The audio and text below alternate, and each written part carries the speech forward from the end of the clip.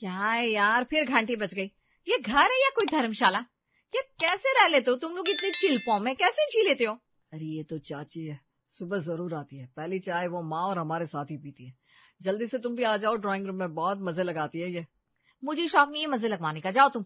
और प्लीज सुबह सुबह मुझे शांति और सुकून चाहिए। तभी सास आ जाती है। बहू शांति आंटी तो राजस्थान गई है, नहीं तो आ जाती। सुकून तो नहीं है यहाँ पर, सुखी है तो बोले तो बुला दो। अरे माँ वो पीस की बात करिए, शांति। अच्छा मुक्ता कोई बात नहीं, तुम कमरे में आराम से रहो। दोनों माँ बेटे चाची के साथ चाय पीने लगते हैं और कमरों से खूब ठहाकों की आवाज आती है। मुक्ता कभी कान बंद करे तो कभी तकिए से मुंह छुपाए, लेकिन फिर फिर एक रोज मुक्ता अभी सो के उठी ही थी कि दरवाजे की घंटी टिंग टोंग फिर बज उठी। हाय राम, ये क्या मुसीबत है यार, अभी तो 8 ही बजे हैं। अरे मुक्ता जल्दी से तैयार हो जाओ, शर्मा अंकल आ गए होंगे। रोज सुबह की सैर से लौटते हुए घर आते हैं। तो क्या हुआ, तुम्हारी माँ संभाल लेंगी ना, मुझे क्यों बुला रहे हो? अरे यार प्लीज 5 मिनट के लिए आ जाओ ना। मुक्ता मुंह बनाती हुई ड्राइंग रूम में आती है। अरे वाह वाह बेटा, नई बहू को देखो, बिल्कुल परी लग रही है। हाँ जी शर्मा जी, हमारी तो किस्मत खुल गई इस बहू से। बहू एक कप चाय पिला दो बेटा, तुम्हारे हाथ की चाय तो कमाल की होगी। जी अभी बनाती हूँ। मुक्ता किचन में जाती है और गुस्से से बर्तन पटकने लगती है। हद है यार, सुबह सुबह चाय बनाओ, किसी को भी आना है आ जाता है, कोई प्राइवेसी ही नहीं इस घर में। तभी सास किचन में आती है। बहू चीनी जरा ज्यादा डालना है, शर्मा जी को मीठी चाय पसंद है। जी माँ जी।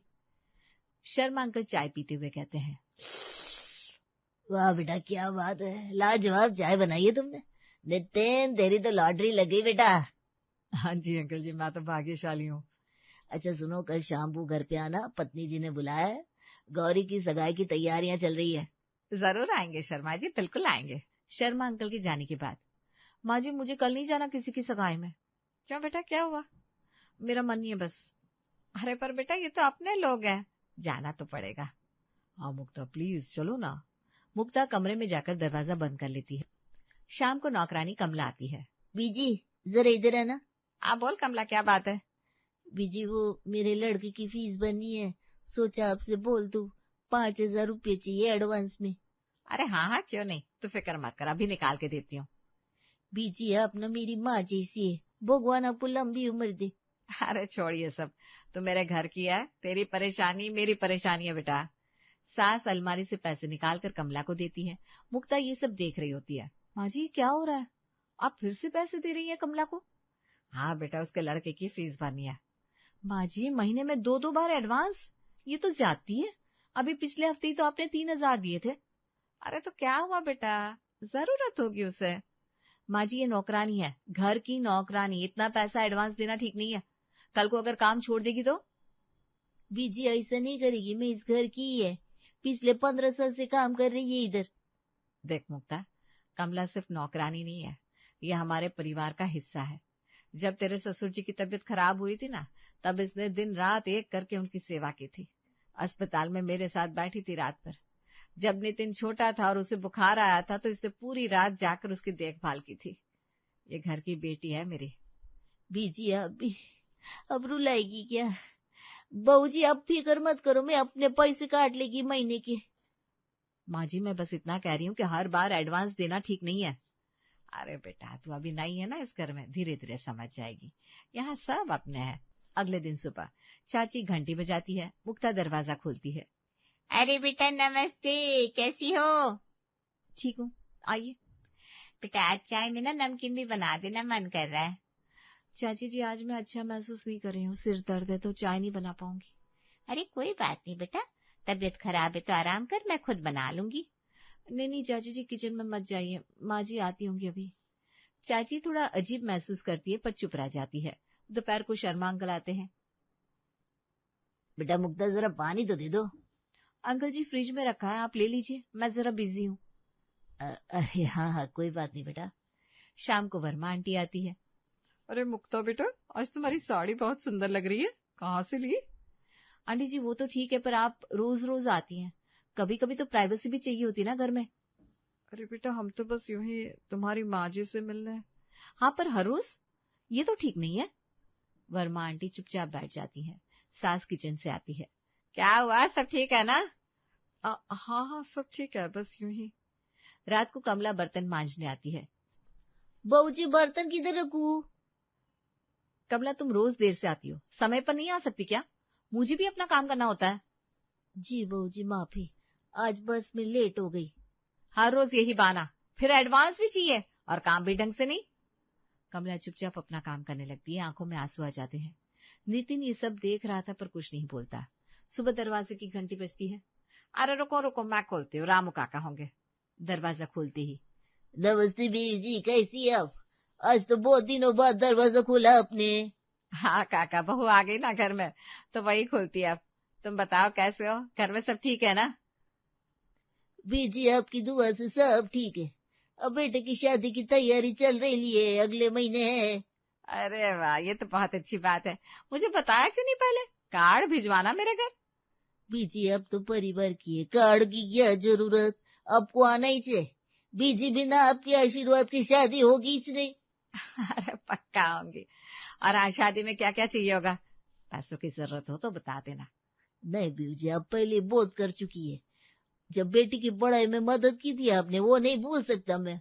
अरे छोड़ो ये सब। अच्छा ये बता, आज क्या क्या लाया है? बीजी आज ताजी भिंडी है, आपको पसंद है ना, फिर टमाटर बैंगन लौकी सब ताजा है। अच्छा सब दे दे, भिंडी आधा किलो दे दे, बैंगन भी आधा किलो, और हाँ टमाटर 1 किलो। बीजी आज आलू भी बहुत अच्छे है, ले लीजिए। अच्छा ठीक है, 2 किलो दे दे। कितने हुए सब? बीजी आपसे क्या है, जो देना है दे दीजिए। अरे नहीं नहीं, ढंग से बता कितने हुए। बीजी 250 के है, पर आप 200 दे दीजिए। ले 300। और हाँ, बेटी के लिए कुछ लेना हो तो बता देना। मुक्ता किचन से ये सब सुन रही होती है, चेहरे पर गुस्सा साफ दिख रहा होता है। शाम को मुक्ता अपने कमरे में फोन पर बात करती है। हेलो माँ, कैसी हो? हाँ ठीक हुई हूँ। क्या हुआ बेटा? नितिन ठीक है ना, सब कुछ सही है ना? माँ नितिन तो ठीक है, पर ये घर धर्मशाला बन गया है। यहाँ सुबह से शाम तक लोग आते रहते हैं, कोई चाची, कोई अंकल, कोई आंटी, हर रोज कोई ना कोई। अरे तो क्या हुआ बेटा, पड़ोसी होंगे, आते जाते रहेंगे। माँ आते जाते नहीं, जमे रहते यहाँ। सुबह 7 बजे से ही घंटी बजनी शुरू हो जाती है, कोई चाची चाय पीने आ जाती है, फिर कोई अंकल आ जाते हैं, फिर कोई आंटी। मेरी तो नींदें पूरी नहीं होती माँ। मुझे सुबह में आराम चाहिए, पर यहाँ तो भीड़ लगी रहती है। अच्छा, और तुम्हारी सास क्या कहती है? सासू माँ खुद बुलाती है सबको, उनको तो मजा आता है। वो तो सबसे घंटों बातें करती रहती है, हंसती रहती है, और मुझे किचन में चाय नाश्ता बनाना पड़ता है। अरे माँ मैं थक जाती हूँ, कोई प्राइवेसी नहीं इस घर में। और नितिन क्या कहता है? नितिन को कोई फर्क ही नहीं पड़ता, वो भी सबसे खुश होकर है ही करके बातें करते रहते हैं। मेरी कोई नहीं सुनता यहाँ। और सबसे बुरी बात, यहाँ की नौकरानी हर हफ्ते एडवांस लेती रहती है, पता है? और सासू माँ बिना कुछ बोले दे भी देती है। कल सब्जी वाले को फालतू के पैसे दे दिए, मोल भाव तक नहीं किया। माँ ये लोग ना पैसे का कोई हिसाब ही नहीं रखते, जो मांगे उसे दे देते हैं। बेटा तुम नितिन से बात करो, उसे समझाओ। मैंने कोशिश की माँ, पर कोई सुनता ही नहीं। मुझे लगता है मैं यहाँ गलत घर में आ गई हूँ। अगली सुबह मुक्ता किचन से बाहर आती है और देखती है पड़ोसन मल्होत्रा आंटी सास को पैसे दे रही है। बहन जी ये लीजिए, पूरे 5,000 गिन लीजिए। अरे नहीं नहीं, मुझे तुम पर भरोसा है, कोई जरूरत नहीं है गिनने की। मुक्ता तेजी से आगे आती है। रुकिए रुकिए, क्या हो रहा है? माँ जी आप पैसे क्यों ले रहे हैं इनसे? अरे बेटा वो, माँ जी आपने इन्हें कब पैसे दिए थे, मुझे तो पता ही नहीं। आप बिना बताए पैसे उधार दे रही हैं।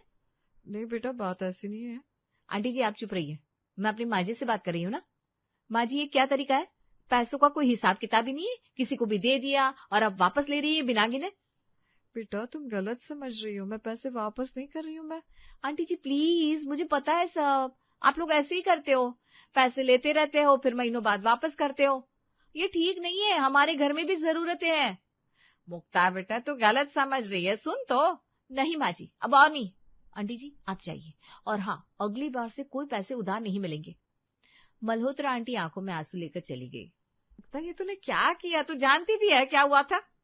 माँ जी मैंने सब देखा, वो आपको पैसे दे रही थी। हाँ दे रही थी, पर उधार वापस नहीं कर रही थी। नितिन की ऑफिस में लोन भरना था, 5,000 की किस्त। मेरे पास कैश नहीं था तो मैंने कल शाम को उनसे मदद मांगी थी, और वो आज सुबह सुबह पैसे लेकर आई थी। क्या मतलब वो? हाँ वो हमें पैसे दे रही थी। तूने बेकार में उनकी बेइज्जती कर दी। वो कितनी अच्छी है, सुबह सुबह बैंक जाकर पैसे निकाल कर लाई थी। मुक्ता सकते में खड़ी रह जाती है। मल्होत्रा आंटी गुस्से में वापस लौटती है। सुनो, मैं तो जा रही हूँ, पर एक बात कह देती हूँ, तुम्हारी ये बहू, इसने आज मेरी बेइज्जती की है, पर एक दिन खुद भी समझ जाएगी। अरे सुनो तो, माफी मांग लेगी, गलतफहमी हो गई। गलतफहमी नहीं, ये बदतमीजी है। तुमने कैसी बहू चुनी है जिसे अपने और पराये में फर्क भी नहीं पता? हम सब तो तुम्हारे अपने हैं, पर इसे क्या फर्क पड़ता है? इसे तो सब पराये नजर आते। आंटी जी, मुझे माफ कर दीजिए, मुझे नहीं पता था। माफ करो? किस बात की माफी? तुम्हारी सोच की, तुम्हारी नजर की, जो हर किसी को शक की नजर से देखती हो। देख लेना, एक दिन जब तुम्हें किसी की जरूरत पड़ेगी ना, तब समझ में आएगा कि रिश्ते क्या होते हैं, पड़ोसी क्या होते हैं। आज तुमने मुझे बेइज्जत किया, कल तुम्हारी बारी आएगी। ये कहकर मल्होत्रा आंटी गुस्से में वहां से चली जाती है। सास चुपचाप खड़ी रहती है, आंखों में आंसू आ जाते हैं। मुक्ता सिर झुकाए खड़ी रहती है। अगली सुबह रामू काका सब्जी लेकर आते हैं। नमस्ते बहू जी, आज क्या चाहिए? काका, ये टमाटर कितने के दिए कल? बहू जी 50 रुपए किलो के। 50? और बाजार में तो 40 के मिल रहे हैं। आप मेरी सास से ज्यादा पैसे क्यों लेते हो? नहीं बहू जी, मैं तो उनसे कम ही लेता हूँ, बाजार में तो 55 के। झूठ मत बोलो, मैंने खुद देखा है। आप मेरी सास की भलाई का फायदा उठाते हो। वो कुछ बोलती नहीं तो आप मनमाने दाम लगा देते हो। नहीं बहू जी, ऐसी बात नहीं, मैं पिछले 20 साल से। हाँ, पता है, 20 साल से यही धोखा दे रहे हो। अब से मैं सब्जी लूंगी और ढंग के दाम बताना, वरना दूसरी जगह से मंगवा लूंगी। जैसी आपकी मर्जी बहू जी। रामू काका दुखी मन से वहां से चले जाते हैं। सास किचन से बाहर आती है। मुक्ता, ये तूने क्या किया? काका से ऐसे क्यों बोला? माँ जी, वो ज्यादा पैसे ले रहा था, मैंने सिर्फ सही दाम की बात की। अरे बेटा, वो ईमानदार है, कभी गलत दाम नहीं लेता। शाम को सास नितिन के कमरे में जाती है। नितिन, जरा इधर आ बेटा, तुझसे कुछ बात करनी है। हाँ माँ, बोलो, क्या हुआ? अरे बेटा, मुक्ता का व्यवहार मुझे अच्छा नहीं लग रहा। कल मल्होत्रा आंटी की बेइज्जती कर दी, आज रामू काका से बुरा बोला। ये क्या हो रहा है? माँ, वो बस उसे लगा कि आप पैसों का ध्यान नहीं रखती, इसलिए। ध्यान नहीं रखती? अरे बेटा, मैं पिछले 30 साल से इस घर को संभाल रही हूँ, कभी किसी चीज की कमी हुई? तेरे पापा के जाने के बाद भी मैंने सब संभाला, और अब ये लड़की आकर मुझे सिखाएगी कि घर कैसे चलाना है। माँ प्लीज शांत हो जाओ, मैं मुक्ता से बात करूंगा। अरे बेटा, मुझे तो डर लग रहा है, कहीं ये लड़की हमारे सारे रिश्ते बिगाड़ ना दे। पड़ोस में सबसे हमारे कितने अच्छे संबंध है, सब अपने हैं, और ये लड़की सबसे लड़ रही है। मल्होत्रा आंटी तो रोती हुई गई थी, मुझसे देखा ही नहीं क्या। माँ, मैं समझता हूँ, मैं मुक्ता को समझा दूंगा, तुम परेशान मत हो। बेटा, मैं तो बस इतना चाहती हूँ कि ये घर में खुशी बनी रहे, सबके साथ प्यार से रहे, पर ये लड़की तो सबको दूर कर रही है। नितिन सोच में पड़ जाता है। सुबह नितिन और सास गांव के लिए निकलते हैं। मुक्ता, हम शाम तक आ जाएंगे, तुम घर संभाल लेना, कुछ जरूरत हो तो फोन कर देना। हाँ, जाओ, मैं देख लूंगी सब। नितिन और सास चले जाते हैं। मुक्ता खुश होती है। आहा, आज तो पूरा दिन अकेले, कोई घंटी नहीं बजेगी, कोई नहीं आएगा, बस शांति शांति शांति। दोपहर तक मुक्ता टीवी देखती है, फिर मोबाइल पर टाइम पास करती है। शाम होने लगती है। यार, कितना बोरिंग है, पूरा दिन में कोई नहीं आया, न चाची न कोई अंकल, घंटी भी नहीं बजी एक बार, कितना सन्नाटा। शाम को मुक्ता नितिन को फोन लगाती है। नितिन, तुम कब आओगे? यहाँ बहुत बोरिंग हो रहा है, पूरे दिन में कोई नहीं आया घर में। अरे वाह, तुम यही तो चाहती थी ना, शांति, अकेलापन, कोई डिस्टर्ब ना करे। हाँ, पर इतना भी अकेलापन अच्छा नहीं लगता, घर में कोई बात करने वाला भी नहीं है। देखो मुक्ता, तुम ही ने तो सबको दूर कर दिया, अब अकेलापन पसंद नहीं आ रहा। माँ जब यहाँ होती है तो रोज कोई ना कोई आता है, बात करता है, हंसता है, घर में रौनक रहती है, पर तुम्हें वो पसंद नहीं था ना।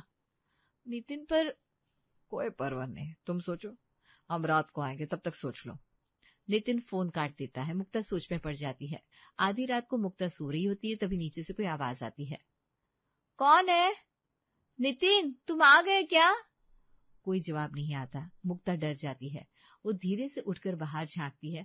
2 चोर घर में घुस चुके थे। हाय भगवान, चोर, अब क्या करूं?